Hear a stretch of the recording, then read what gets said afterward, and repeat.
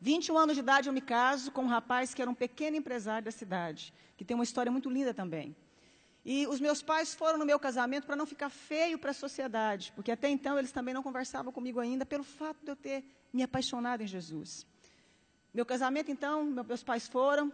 1 ano de casada, eu fico grávida e tive um aborto de 3 meses. Passa um tempo, fico grávida de novo, outro aborto eu tive.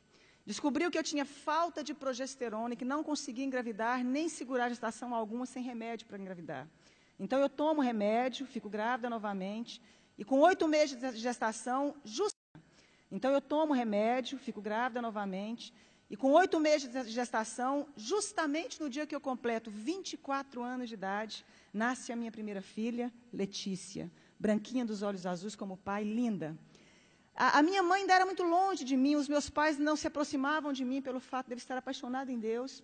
E eu me lembro que a minha mãe, então, foi ao hospital porque era a primeira neta que havia chegado na casa. E neto quebranta muito o coração dos nossos avós, dos pais, né? Mamãe foi no hospital e eu me lembro que eu pensei assim, que coisa boa, que bom que a minha mãe veio aqui agora me ver a netinha, né? E eu lembro que quando a minha mãe chegou, passados uns 10 minutos, pediram a minha menina, a enfermeira me pediu a neném para dar banho na neném e me devolver para me ter alta. A minha mãe, então, sai do quarto, chama a minha mãe, entrega a neném, passa um pouquinho, a minha mãe sai do quarto, chamaram também meu marido, e eu fiquei sozinha. E eu ainda falei assim para Deus, que bom que nada teve que acontecer, porque a minha mãe agora voltou a falar comigo. E ela simplesmente se negava a falar comigo. Eu me lembro que naquele momento, então, entra no meu quarto a chefe da pediatria do Hospital da Mulher em Goiânia. Aquela chefe da pediatria começou a acalentar as minhas mãos como ia me dar alguma notícia. Ela disse, mãezinha, acabou de acontecer uma fatalidade. A sua filha acabou de cair do braço da enfermeira e veio a óbito. Minha primeira filha caiu do braço da enfermeira e veio a óbito. É muito fácil você levar um bebê para casa, mas você levar um caixão é muito difícil, minha querida. Mas eu queria fazer um parêntese aqui e dizer o seguinte, lembra que a minha mãe me falava que eu ia perder um filho como ela havia me perdido para Deus? E eu fazia uma oração que Deus fizesse o que fosse preciso para encontrar o coração da minha família e se revelar a eles. A minha mãe não falava comigo, isso me doía muito. Quando então eu recebo a notícia, minha mãe já havia recebido a notícia na porta do hospital. A minha mãe sobe as escadarias do hospital, entra no quarto e começa a gritar, filha, me perdoa.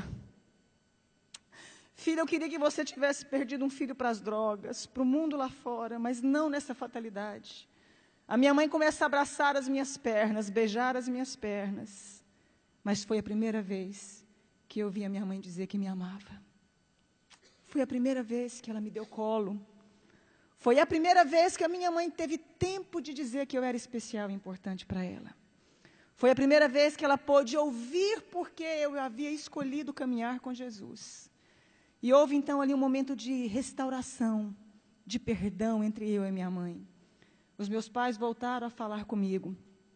Eu mandei fazer um exame do corpo da minha filha, porque eu já tinha tido alguns abortos. 30 dias depois, chegou o laudo do exame. Eu descobri que a minha filha havia nascido sem cálcio e sem glicose. A Letícia jamais iria andar e teria convulsões simultâneas. E a minha médica fala para mim, adota um filho, porque você não pode mais ser mãe. Mesmo com os remédios, sua filha veio com problema. E eu disse que eu acreditava num Deus capaz de mudar a nossa vida, a nossa história, a nossa sorte. 1 ano depois, eu dei à luz a uma criança linda, perfeita e sadia, chamada Angélica. Faz 11 anos, mês que vem. 3 anos depois, dei à luz a Annelise, tem 8 anos hoje.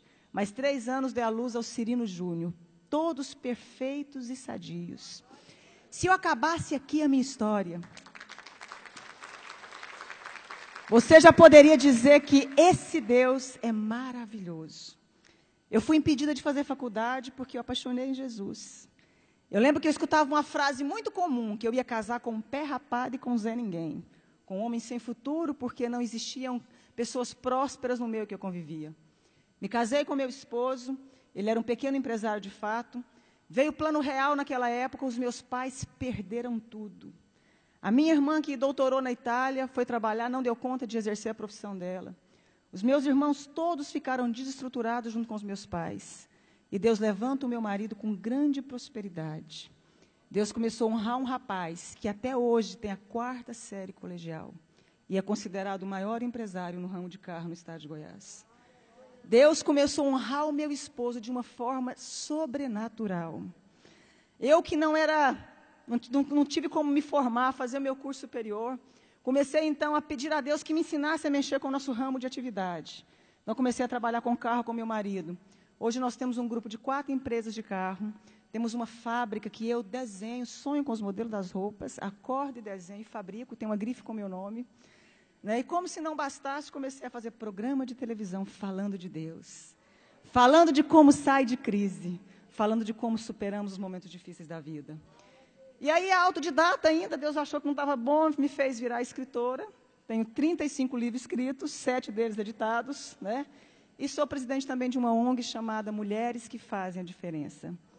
Eu pude entender algo na minha vida, que quando a gente acha que a gente não é ninguém, e que não tem como mais resolver a nossa história, existe um Deus capaz de fazer um milagre na sua vida. Existe um Deus capaz de mudar toda a sua história. Para terminar, os meus pais, quando perderam tudo, vieram trabalhar para nós. Meu pai trabalhou como meu motorista há muito tempo, agora eu dei um caminhão para ele trabalhar na cidade do interior, cuidando de frete. A minha mãe é a chefe da minha fábrica. Os meus irmãos um tempo trabalharam conosco. Todos eles vieram trabalhar conosco. Deus, meu pai um dia chorando me disse, um dia eu te disse que Deus mudasse a sua história, mas eu não imaginava que eu fazia parte dela. E eu quero dizer uma frase para você, dentro do nosso tema. A pessoa que é covarde, ela não tenta fazer nada na vida. O fracassado, ele não termina. E o vencedor não desiste. Você nasceu para vencer.